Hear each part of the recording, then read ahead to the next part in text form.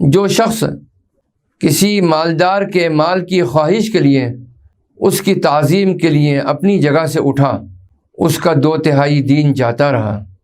ए मुनाफिकों सुनो, ये हाल ऐसे शख्स का है जो माल वालों के सामने झुके और उनकी अमारत की वजह से अपनी जगह से उनकी ताज़ीम के लिए उठे, और जो शख्स उनके लिए नमाज, रोज़ा और हज करे और उनकी चौखट को बोसा दे, उसका क्या हाल होगा।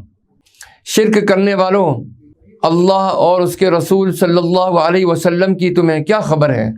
ईमान लाओ और तौबा करो और इस पर साबित कदम रहो ताकि तुम्हारा ईमान दुरुस्त हो जाए और यकीन में इस्तिकामत हो और तुम्हारी तौहीद नश्व नुमा पाकर अपनी शाखें अर्श तक फैला दें।